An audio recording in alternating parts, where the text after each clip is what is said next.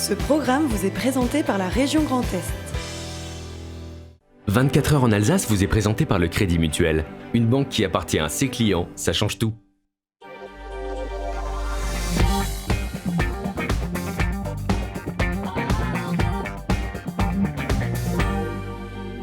Madame, Monsieur, bonsoir, bienvenue pour une heure d'actualité 100% Alsace, 100% régionale. Nous serons très apicuriens ce soir. Valérie Zago, ce sont les terroirs et vous les aimez. Elle parle de nos vignobles, nos terroirs comme pas deux. Elle nous proposera le domaine Schopfler. Robert Walter, nouveau tomiscope qui est tout à fait exceptionnel en cette fin d'année consacrée à ce grand monsieur Tommy Ungerer. Il sera avec nous pour présenter son tout nouvel album. Pascal Vecca chante Noël à la veille de 2 concerts cette semaine. Ce sera dans quelques minutes l'invité. Comme tous les jeudis, vous le savez, il y a l'humeur du jour de Mathieu Chanvillard, vraiment à ne pas manquer. Et avant cela, c'est le JT, Anna Britz.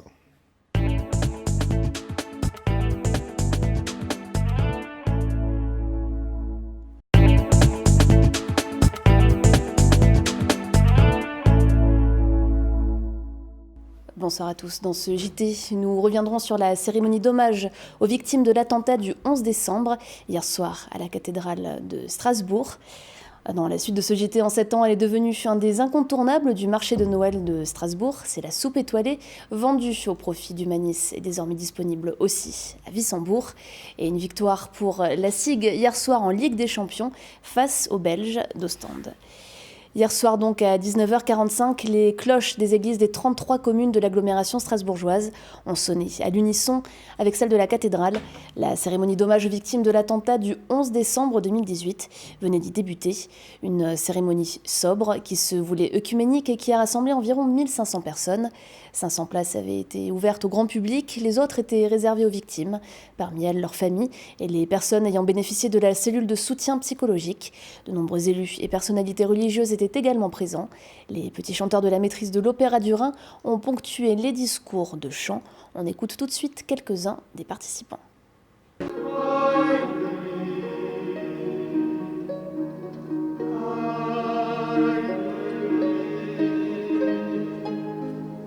C'est une très belle cérémonie, vraiment. C'est un moment de recueillement, vraiment serein, c'est sobre et c'est respectueux de ce que les familles des victimes voulaient.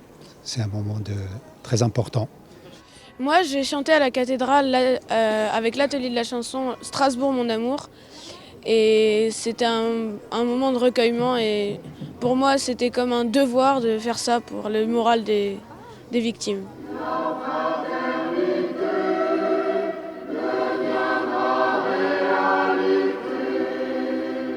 On a un peu oublié pendant toute l'année et puis le fait de préparer cette commémoration, on revit un peu un certain nombre de choses, puis on essaye de faire en sorte que la paix règne et notamment le chant, c'est quand même effectivement, comme ça a été dit plusieurs fois au cours de la soirée, c'est quand même un langage universel de paix. Je dois dire que même en tant qu'intervenant, un certain nombre de mes bénévoles étaient particulièrement touchés par cette situation. Ils avaient besoin justement d'être présents ce soir pour franchir une étape, pour voir plus loin. Des propos recueillis par Adrien Laby et Louise Sobad. Et dans le reste de l'actualité en bref, la mobilisation contre la réforme des retraites se poursuit au lendemain de la présentation du projet par le Premier ministre Édouard Philippe. Une manifestation à Colmar a réuni 400 personnes ce matin. Elles étaient 600 à Strasbourg un peu plus tard. À noter que des étudiants ont bloqué 3 bâtiments de l'Université de Strasbourg une partie de la matinée. Et côté train, la circulation restera fortement perturbée demain sur l'ensemble du réseau alsacien avec des fréquences TER et TGV à peu près similaires à celles d'aujourd'hui. C'est désormais un rendez-vous traditionnel du marché de Noël de Strasbourg, la soupe étoilée, vendue au profit d'Humanis. Elle est cette année également disponible au marché de Wissembourg. Camille Roland et Louise Sobad sont allées la goûter.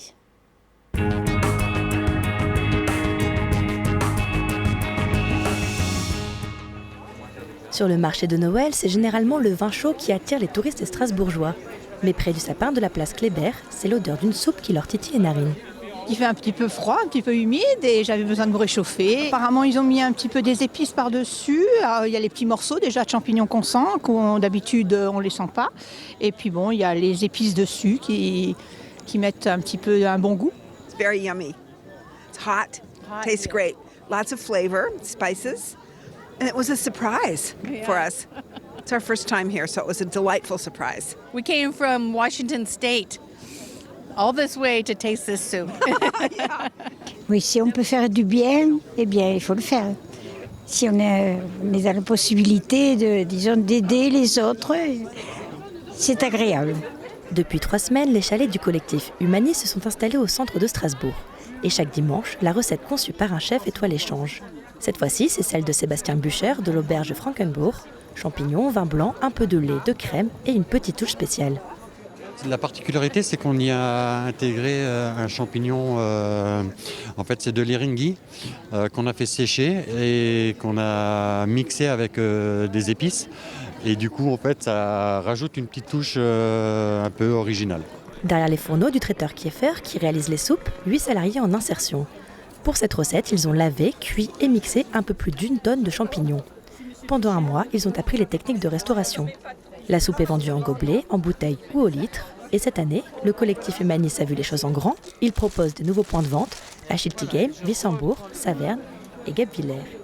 Le principe du collectif Humanis, c'est de réaliser des choses ensemble, donc en collectif. Et parfois l'idée de la soupe est le parfait exemple du faire ensemble et de créer un travail d'équipe. Le premier objectif, c'est de faire vivre le collectif Humanis et en particulier son chantier d'insertion. Le deuxième objectif, c'est de soutenir nos associations membres. Et en 2018, on a soutenu 6 associations dans leur projet humanitaire et dans le projet à l'étranger. Avec l'argent récolté, des projets de construction d'une école, de distribution de fournitures scolaires ou encore de télémédecine ont pu être réalisés au Bénin, Niger et Sénégal l'année dernière. En 7 ans, l'initiative de la soupe étoilée s'est faite une petite réputation sur le marché de Noël.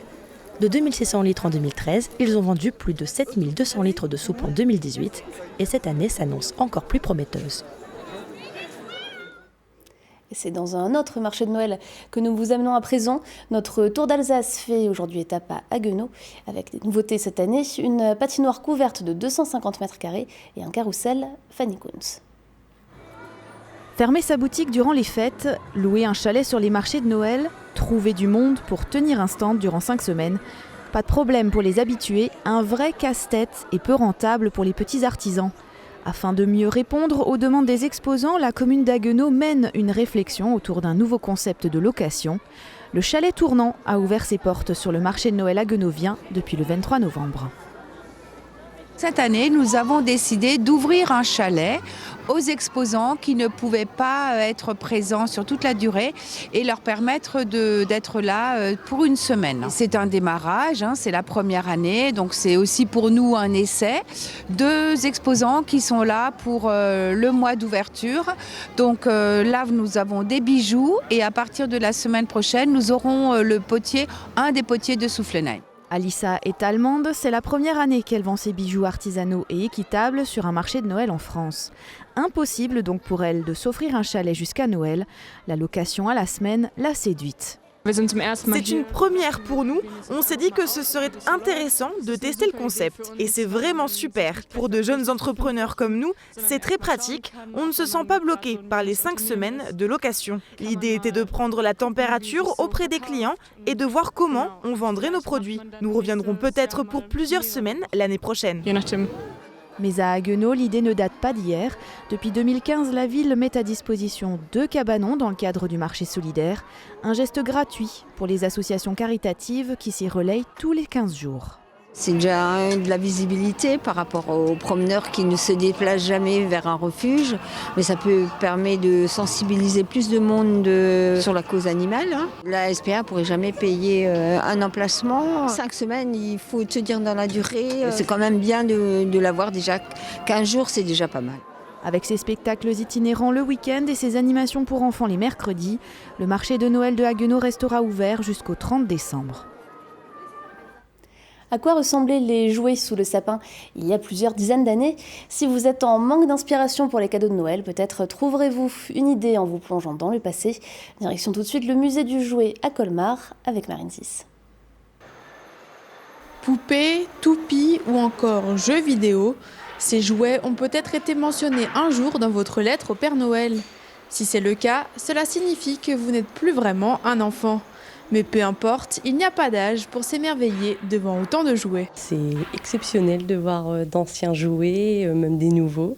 Et les enfants sont ravis. Et j'ai revu des Barbie, le Docteur Maboule, quand j'étais plus jeune. Super cool. C'est vraiment très sympa comme musée, c'est pas la première fois que je viens. Ça fait quoi de revoir ces vieux jouets qu'on n'a plus vus depuis longtemps? Ça rajeunit pas. Mais ça fait plaisir. Ouvert depuis 1993 et aménagé dans un ancien cinéma de quartier, le musée du jouet expose actuellement plus de 1000 pièces. Un réseau de trains s'étend sur l'ensemble du dernier étage, alors que plus bas, des chambres d'enfants sont reconstituées. On y retrouve aussi une collection de peluches et des jeux de construction. Récemment, de nouvelles pièces ont fait leur arrivée au musée. Un colmarien a prêté 200 jouets de sa collection qui ont donné jour à une exposition temporaire. L'occasion de découvrir l'histoire de l'aviation civile. On voit bien en fait que surtout que le fait de voler a toujours fasciné les hommes, et quand on a commencé à créer des engins volants, les fabricants de jouets ont suivi le mouvement, et donc c'était comme un effet de mode. Et puis on voit bien l'évolution du jouet, on passe des jouets assez fragiles avec des petites tiges en métal, assez délicats, en mécanique qui se remontent, et on finit avec des gros avions en tôle. L'exposition Histoire d'avion est à voir jusqu'en septembre 2020 au musée du jouet de Colmar. Et un mot de basket pour conclure ce journal avec la très bonne opération de la SIG hier soir en Ligue des Champions. Pour le premier match de la phase retour, les Strasbourgeois sont allés gagner à Ostende, un concurrent direct pour la qualification en huitième de finale. Menés 7-0 puis 11-2, les Sigmen en noir renversent la vapeur et prennent les devants avant la pause. 35-26 à la mi-temps pour les joueurs de Vincent Collet qui se font peur au retour des vestiaires. Les Belges repassent devant 50-48 à la fin du troisième quart-temps. La SIG s'en remet alors notamment à son arrière américain, Guy Bjork, 19 points hier soir pour l'emporter sur le fil. Score final 71-64. Et grâce à ce succès, les Alsaciens équilibrent leur bilan avec 4 victoires, 4 défaites et grimpent à la 4e place, la dernière qualificative pour le prochain tour. Prochain match de Coupe d'Europe, ce sera mardi prochain au Rhenus face au dernier de la poule, les Polonais de Toruń. En championnat, la SIG joue dès demain soir à Gravelines, Dunkerque. Et on finit tout de suite ce journal avec l'image du jour, Oliviane. Si vous êtes toujours à la recherche d'un marché de Noël différent, direction Quatzenheim, mais attention, ce n'est que ce samedi de 16h à 22h. Chaleur, solidarité et authenticité sont les devises des fermes de Noël. Les stands de ce marché de Noël original sont installés dans des cours de ferme ouvertes au public pour l'occasion. Des feux de bois, des chants de Noël et du vin chaud pour la chaleur, des crêpes et soupes vendues au profit des associations pour la solidarité et des exposants rigoureusement sélectionnés et de l'artisanat de qualité pour l'authenticité. Quatzenheim se situe dans le Korersberg, à un quart d'heure de Strasbourg. Voilà pour les news. Merci beaucoup Anna Britz. On accueille Mathieu Chanvillard, le plateau du soir avec Robert Walter pour un Tomiscope exceptionnel, accompagné de Pascal VK, crooner alsacien. Messieurs, que des garçons ce soir, et on a eu des filles la dernière fois. Voilà, on va retrouver de suite le temps en Alsace et on parle de ce Tomiscope tout à fait exceptionnel pour Noël. La météo vous est présentée par France Solar, votre coach régional en économie d'énergie.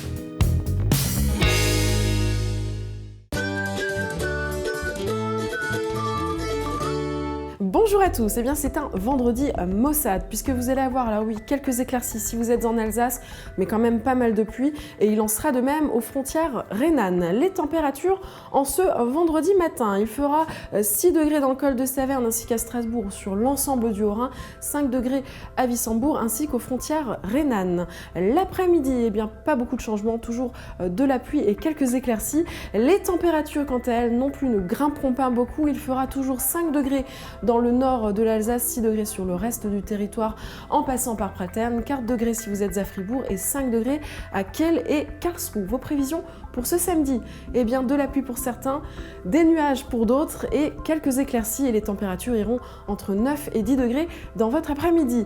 En ce vendredi, nous célébrons les Lucies. Le soleil se lèvera à 8h12 pour nous dire au revoir à 16h33. Excellent moment à tous et à demain.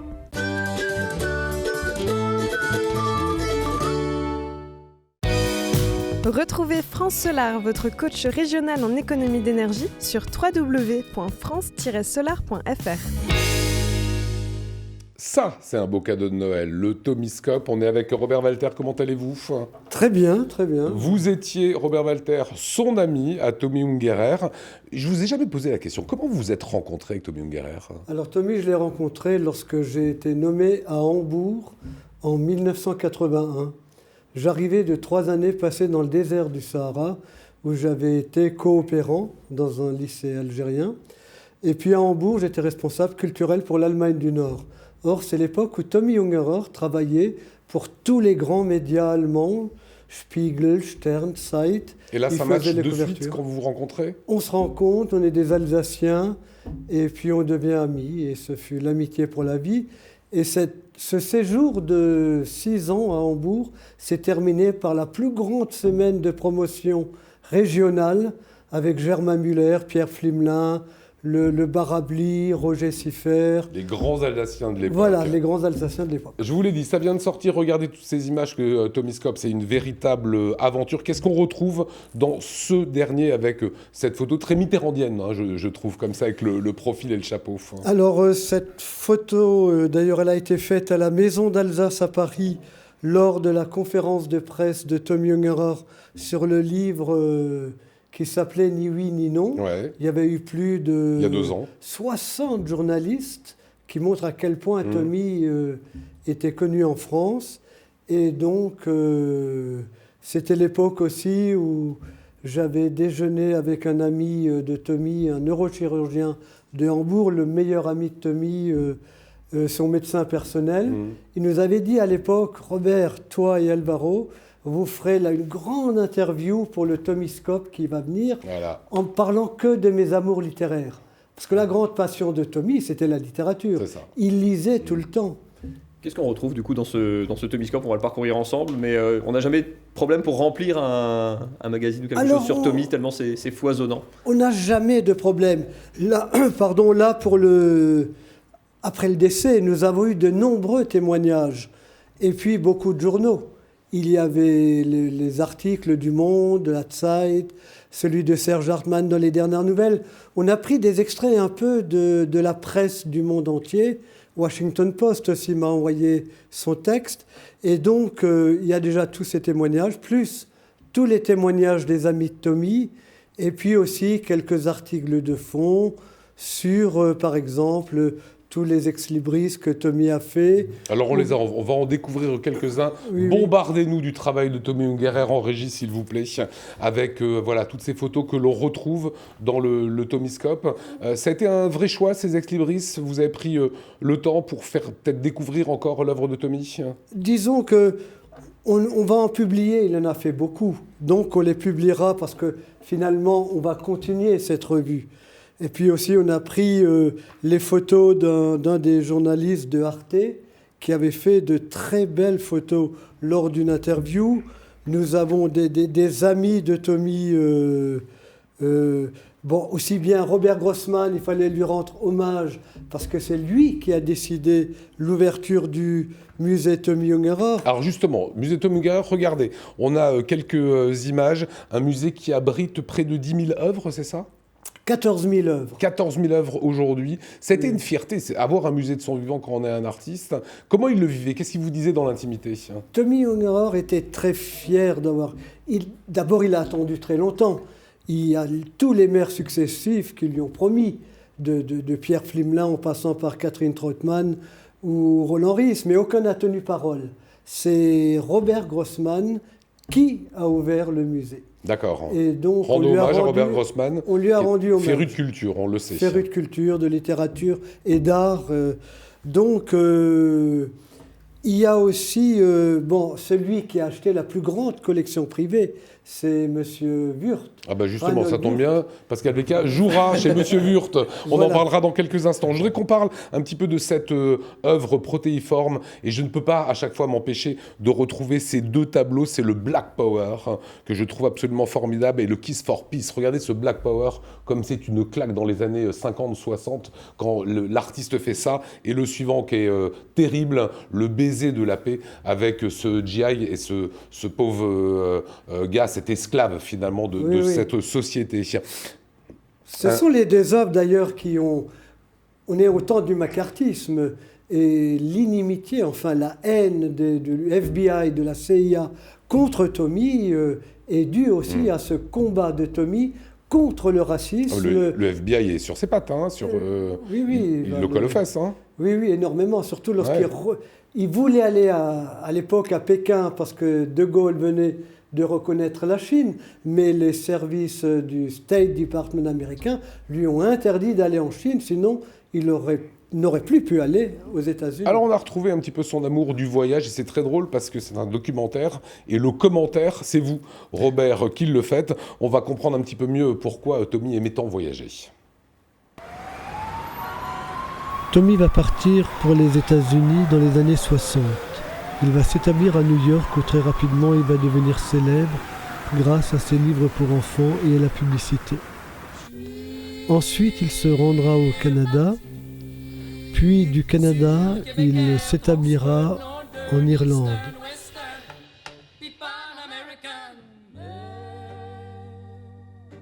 Il restera toujours fidèle à l'Alsace, où il se rendra régulièrement, où il garde de grandes amitiés.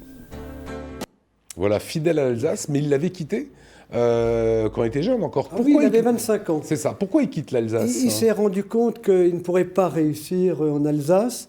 Et il était passionné de jazz. Et puis il avait une admiration énorme pour Saul Steinberg, le grand dessinateur américain. Il fréquentait beaucoup le consulat américain de l'époque. Et il avait déjà quelques amis américains qui avaient des bourses Fulbright qui leur avaient permis de venir étudier à Strasbourg. Entre autres, le grand patron de l'université de New York. Et donc, il va partir avec $50 en poche et quelques dessins. Et c'est là qu'il va partir à la conquête de New York. Il aime le voyage et l'aventure ou il aime surtout les États-Unis d'abord? Il aimait beaucoup les voyages et l'aventure parce qu'il avait passé toutes ces années auparavant à voyager en Europe. Il était allé derrière en Russie, au pôle Nord. Il avait fait le Tour de France à vélo. Donc, c'était quelqu'un qui adorait voyager. Voilà, et on ne peut pas terminer cette interview sans découvrir évidemment ces magnifiques dessins. Et c'est vraiment, alors, autant son œuvre BD que l'œuvre Sadomaso. On va rester sur l'œuvre d'illustration pour les jeunes et les enfants. Ça a été un succès phénoménal. Regardez cette collection, Jean de la Lune. Voilà, c'est les trois brigands. C'est toute l'œuvre de Tommy. C'est dans ce Tommyscope. Où est-ce qu'on se le procure, Robert Walter? Alors, je répète, au musée Tommy Ungerer, à la librairie Kléber et chez Robert Walter pour l'association. Pour l'association. Vous restez avec nous. Robert, vous savez que le camarade que vous avez en face de vous, Mathieu Chanvillard, le jeudi, a ses humeurs. Je ne vous le cache pas, je suis toujours très angoissé par cette histoire de réforme des retraites.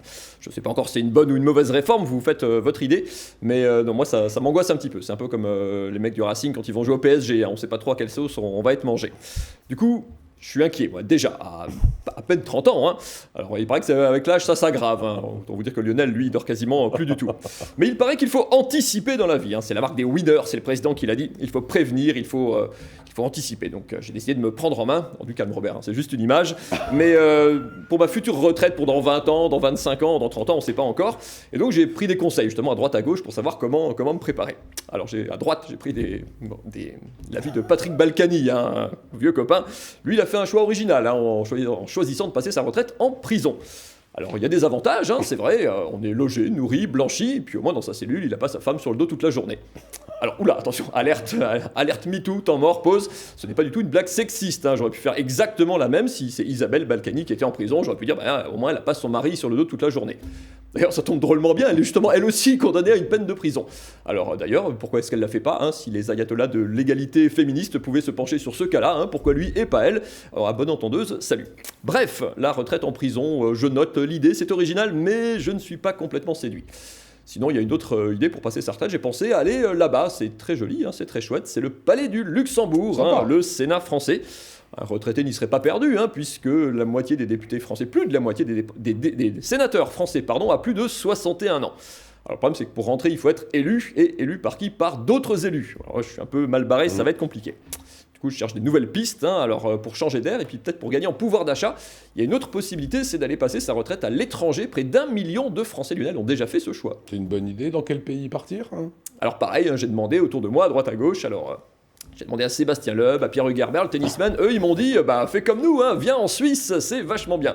La Suisse, le pays des grandes montagnes et des petits impôts. Le problème, c'est que si je me pointe en Suisse avec ma retraite française, il faudra que je choisisse entre dormir, enfin me loger ou me nourrir. Donc c'est un choix un peu compliqué à faire. Mauvaise idée. Plus intéressant, moins cher, le Portugal. Alors c'est très joli, c'est pas mal. Beaucoup de Français se sont installés là-bas déjà. Il fait chaud. Il fait très beau. Il y a en plus une exonération d'impôts pendant les 10 premières années. C'est plutôt sympa, bienvenue.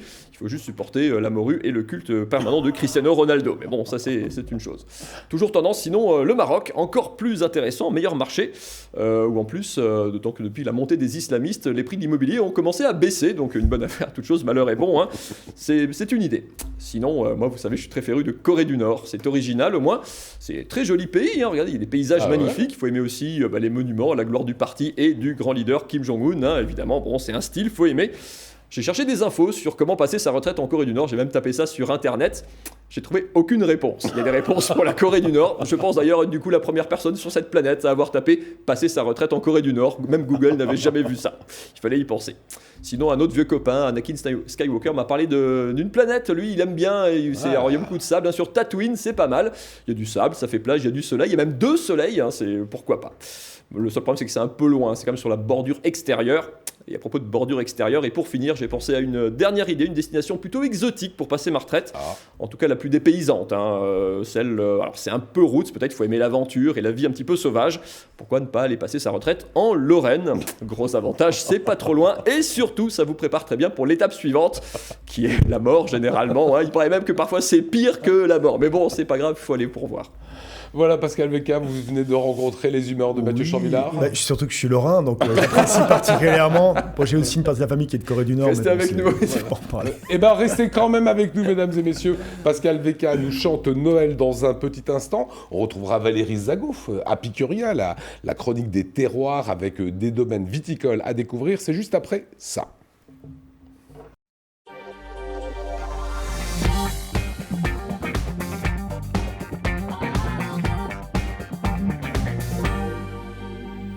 Et le chanteur, crooner Pascal Vecka est notre invité. Comment allez-vous, Pascal? Très bien, parfait. Super année 2019 quand même.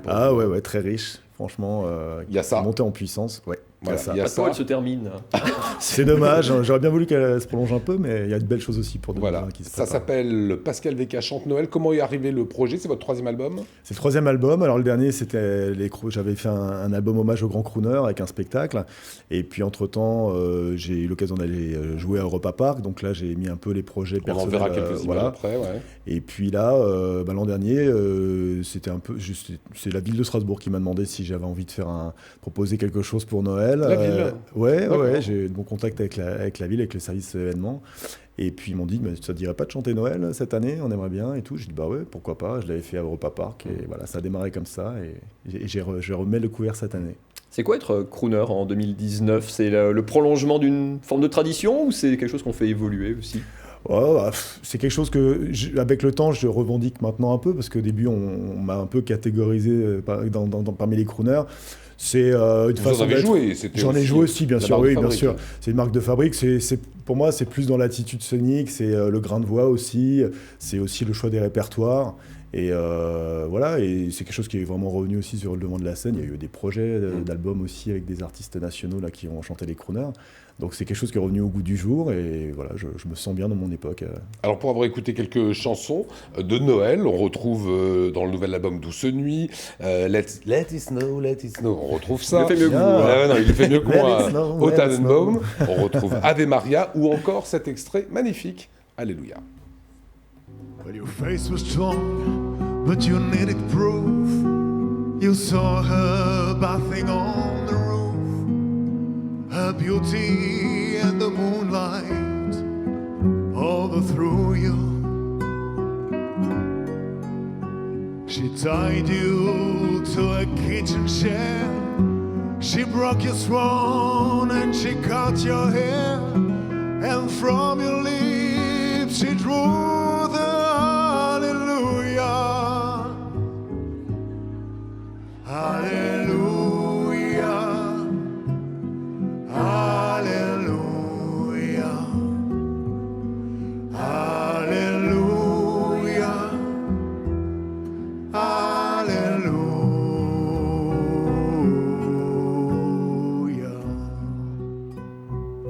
Voilà, superbe interprétation. C'était aux côtés de Chimène Badi lors de l'inauguration du marché de Noël à Strasbourg. J'ai bien écouté votre voix et Pascal, je vous connais depuis de nombreuses années. Je trouve que la voix a changé, la voix a mûri. Je fais le même constat. J'ai aussi vu des vidéos et écouté des enregistrements que j'ai fait il y a quelques années.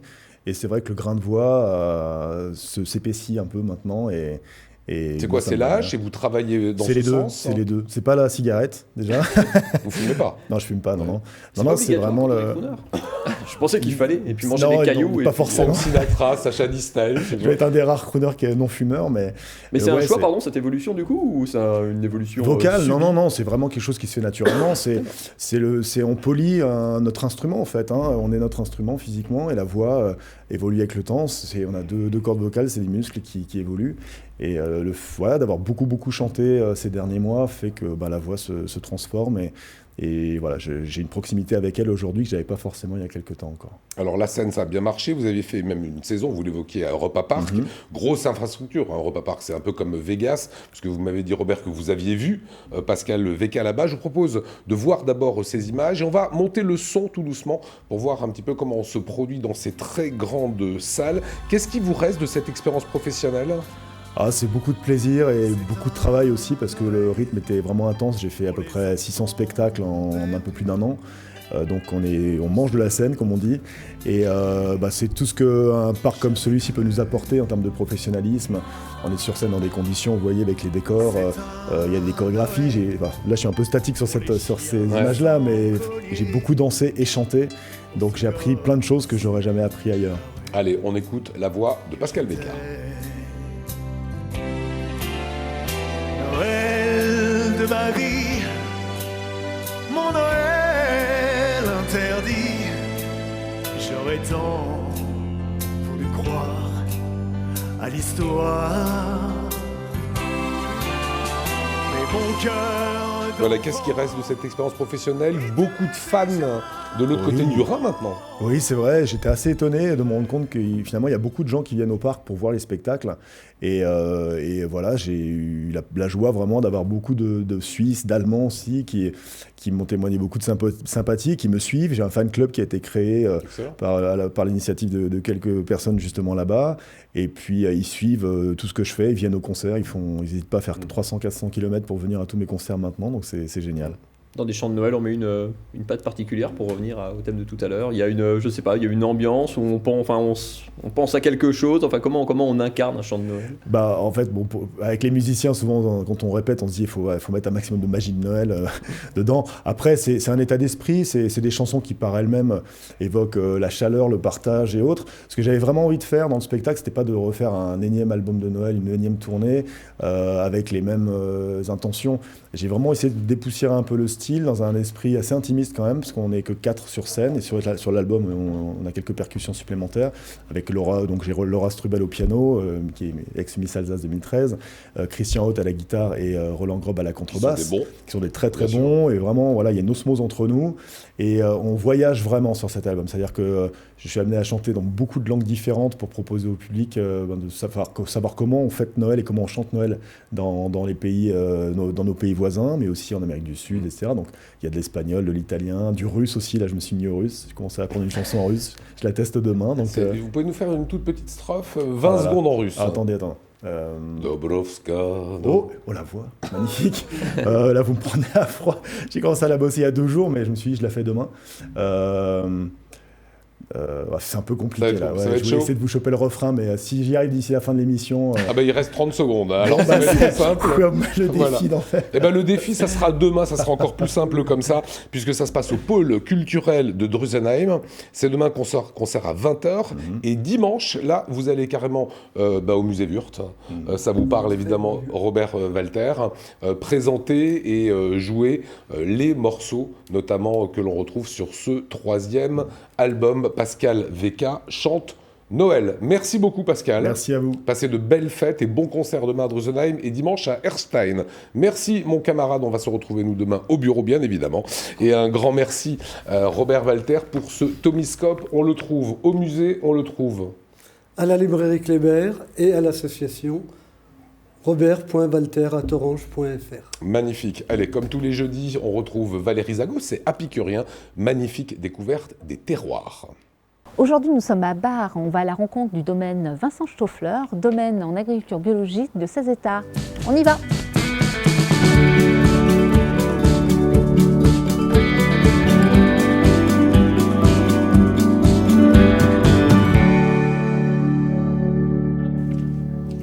Bonjour Valérie. Bonjour Adrien. Bienvenue au domaine Stoffler. Merci de nous accueillir. Bon, vu la météo, je voulais parler du Grand Cru Kirchberg dans les vignes, mais ce ne sera pas possible. Je vous suis, on en parle en cave. Allons-y.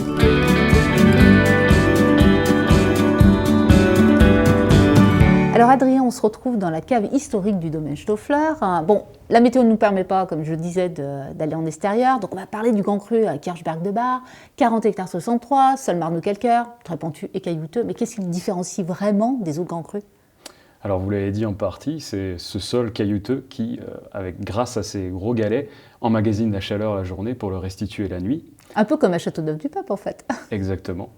Aussi un sol argileux qui va emprisonner l'eau pour le redistribuer et donc même en période de sécheresse va pouvoir alimenter la vigne. Ouais, pas de stress hydrique, ça c'est important aussi. Exactement. Ouais. Mais aussi le vent d'ouest en est et aussi vers la pente qui va permettre d'assécher les raisins et permettre de le faire maturer de façon saine. Et dans les vins, ça donne quoi du coup ? Alors les vins vont être exceptionnels avec une grande salinité, une grande minéralité et aussi une grande puissance. Et du coup, ça donne des vins de belle garde. Hein. Exactement, de 10, 15, voire 20 ans pour certains, du Riesling au Pinot Noir. Alors aussi le domaine Stoffler, il faut le préciser, vignoble historique en agriculture biologique, depuis plus de 20 ans. C'est quoi la philosophie du domaine ? Effectivement, nous sommes en agriculture biologique depuis 1999 et la philosophie du domaine est vraiment d'utiliser le moins d'intrants possible. D'où une gamme nature, je crois, qui a été Exactement. créée. Donc une gamme nature créée avec seulement du jus de raisin, sans sulfite, sans autre ajout, un pur vin.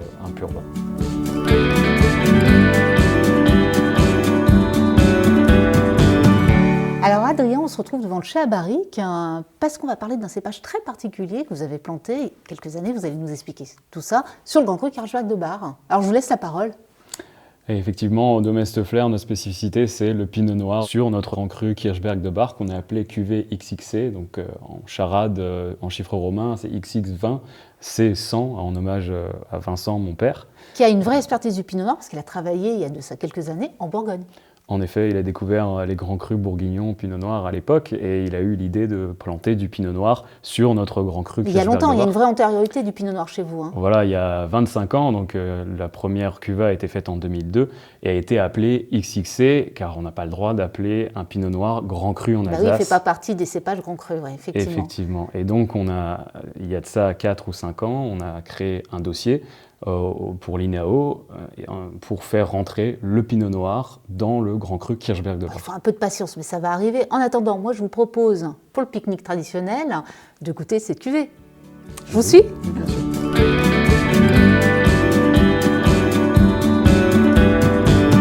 Alors Adrien, vous nous avez servi ce fameux Pinot Noir issu du Grand Cru Kirchberg de Bar. Il a déjà une très belle robe. Hein. Oui, effectivement, on peut observer la très belle robe rubis intense.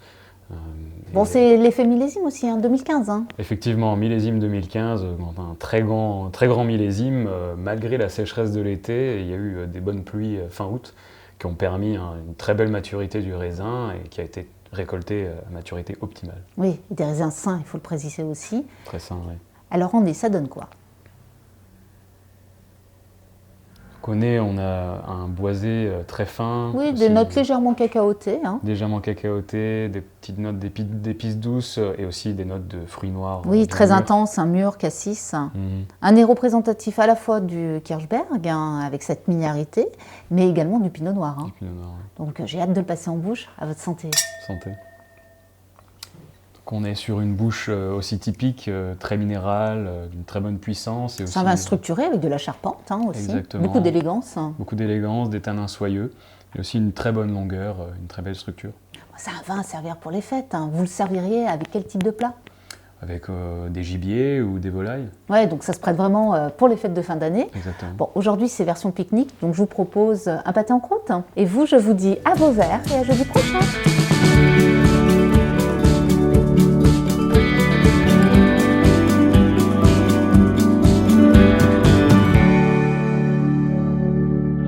Place à présent au magazine du jeudi, le rendez-vous du logement et de l'habitat en partenariat avec la CIBAR. Alors on vous parle très souvent de résidences seniors, de logements sociaux, de foyers, de jeunes travailleurs, en passant par les logements étudiants. Focus ce soir sur Damien Janté, il est gestionnaire du foyer étudiant. C'est un reportage de Fanny Kunz. Moi je vous dis à demain, 19h. Salut.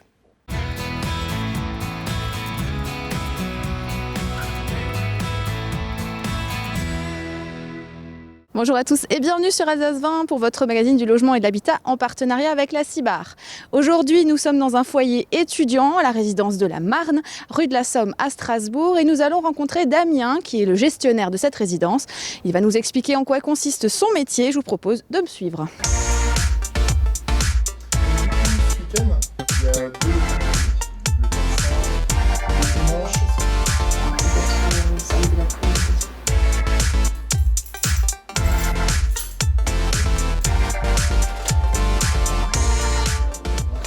Bonjour Damien. Bonjour. C'est gentil de nous accueillir ici à la résidence de la Marne. Alors, vous êtes ici gestionnaire de foyer, c'est un foyer étudiant, hein, c'est ça, c'est ce qu'on disait tout à l'heure. Oui, tout à fait, ouais. Uniquement étudiant. Uniquement étudiant. Et vous êtes là depuis 2002, donc ça fait quand même un C'est ça, un fait petit bout quelques de années temps. maintenant, du coup, les étudiants s'habituent à ma présence. Quelles sont les tâches en fait qui vous sont attribuées ici ? Alors, mes tâches sont très variées. En fait, ça passe par la location, enfin, au début, la recherche des clients. D'accord. Jusqu'à l'attribution, qu'on présente les dossiers dans une cale. Donc, ils sont validés ensuite. Commission d'attribution des logements, c'est ça. Pour être précis. J'ai pas oublié. Et du coup, après, donc, j'attribue les logements qui correspondent pour l'étudiant. Donc, par rapport à des studios ou des 2 pièces. Donc, les 2 pièces, il peut être à 2 dedans. Donc, c'est des gens qui viennent du monde entier. Hein. D'accord. États-Unis, Chine, Mexique. Même aussi beaucoup cette année, la Côte d'Ivoire. D'accord. Donc, vraiment cosmopolite. Parce qu'il y a une école en fait vraiment juste en face, hein, Voilà, c'est ça. juste à côté, on a l'école de commerce, donc l'EM Strasbourg. Donc, du bouche à oreille, d'étudiant en étudiant, année après année, ils se repassent le mot. Ils se plaisent beaucoup ici. Et vous gérez combien de logements en fait ici ? Alors ici, donc j'ai 100 logements. Donc C'est 50 énorme. studios, 52 pièces. Donc ça fait 150 personnes. Et comment vous gérez tout ça en fait ? Parce que vous disiez tout à l'heure que vous accueillez les étudiants, mais il y a aussi tout le bâtiment, tout l'immeuble, tout ce qui est à l'intérieur de l'immeuble que vous devez gérer, c'est ça ? Tout ce qui est technique. Donc tout ce qui est petit bricolage, je gère moi-même. Je suis un peu bricoleur, donc je touche un peu à tout. Et sinon, dès que je sais pas, je fais les entreprises. Donc je fais des devis à droite à gauche. Qu'est-ce que ça peut être justement les choses qui fonctionnent pas, que vous avez l'habitude un petit peu de bricoler, tout ce qui est électricité, régler. donc ça peut être des prises, des plaques de cuisson, après les luminaires aussi, donc tout ce qui est ampoule, tout ça. Après plomberie, j'appelle le sanitaire. Peinture, pareil, donc au peintre. Concernant les étudiants, comment est-ce que vous les accueillez ? Est-ce que l'étudiant peut venir de lui-même ? Est-ce qu'il a besoin d'un rendez-vous ? Est-ce que, je sais pas, vous parliez du bouche à oreille tout à l'heure, l'étudiant vient ici ? Ça peut être tout, en fait. Ça peut être du bouche à oreille, du coup, les gens, ils prennent un rendez-vous pour me voir, pour être sûr. Après, j'ai des gens qui passent à l'improviste. Du coup, quand c'est la période des locations, du coup, faut leur faire la visite, leur montrer le logement, tout montrer, tout le bâtiment. D'accord. Et après, c'est eux qui vont décider s'ils veulent venir ici ou pas. Et tout au long de l'année, du coup, vous continuez en fait à leur donner des informations s'ils en ont besoin, quels sont le genre d'infos qu'ils peuvent avoir. Une grosse demande ici, du coup, je peux mettre des gens sur liste d'attente. Donc une fois que le dossier il est complet, je mets les sur liste d'attente. Et après, je les contacte soit par mail ou par téléphone pour finaliser la location en fait. En général, un étudiant chez vous ici au foyer, il reste combien de temps, combien d'années ? Combien de mois ? C'est même plutôt un mois. Au début, les plus courts, ça varie 4 mois, donc pour un semestre. Et ça varie sur 2-3 ans. Quel est l'intérêt maintenant pour un étudiant de venir dans une résidence comme le foyer ici de la Marne, plutôt que de prendre un autre appartement de la CIBAR ou par exemple un autre foyer, une autre résidence ? Quel est l'intérêt de venir ? L'atout numéro 1, c'est déjà qu'on est juste à côté. Donc niveau localisation, c'est idéal. Il n'y a pas de transport quasiment à prendre. Franchement, il se réveille à 8h moins 5, peut-être en cours à 8h. C'est idéal. Après, l'avantage, c'est que moi, je suis là toute la journée en semaine, donc des heures de bureau. Et le soir, il y a un verre de nuit qui est là aussi. D'accord. Qui est quelqu'un, en gros, de 8h à 3h du matin. Donc, il y a une grosse présence. Ça les rassure beaucoup. Et c'est un appartement, comme un appartement classique. En fait, c'est chez soi. On n'a pas besoin de déposer une clé comme à l'hôtel, par exemple. Non, chacun a sa clé. Il vient quand il veut. Ils ont leur clé au début du contrat, quand ils signent les contrats, avec l'état des lieux en même temps. Et voilà, puis ils me les rendent quand ils partent à l'état des lieux de sortie. C'est quoi, selon vous, la principale qualité qu'il faudrait avoir pour faire ce métier-là ? Il faut être ouvert d'esprit déjà. Il faut être organisé, sinon on est mort. Quand à la rentrée scolaire, il y a 70 étudiants qui arrivent d'un coup. Et ils sont tous ici. Ouais, quasiment. Ouais, dans le couloir, il y a la queue. Des fois, je demande aussi des coups de main à mon siège pour le jour J parce que, en gros, pour quelqu'un qui arrive, il me faut plus de 20 minutes pour faire tout de A à Z. Donc, des fois, un petit coup de main le jour J, c'est pas mal parce que c'est pas finit évident. très tard le soir sinon. Et du coup, est-ce que, sachant que vous accueillez justement des étudiants de tous les pays et internationalement parlant, j'imagine qu'il faut être polyglotte aussi. Moi, je parle un peu anglais, mais avant tout, un petit peu. Enfin, j'arrive à les comprendre. Ouais. Mais avant tout, ils viennent ici pour apprendre le français. Donc moi, je fais l'effort de comprendre un petit peu ce qu'ils disent. Mais s'il faut leur expliquer 10 fois la même chose en français, avec différents mots, c'est vraiment pour le but qu'à la fin de leur séjour, qu'ils parlent français couramment. C'est le top pour eux aussi. Très bien. Eh ben, merci en tout cas d'avoir partagé votre métier en fait avec nous. Merci beaucoup. Ça a été un plaisir. On se retrouve peut-être bientôt. Pas de souci. Quant à nous, on se retrouve dès jeudi prochain. Merci de nous avoir suivis sur Alsace 20. Je vous souhaite une excellente soirée. À bientôt.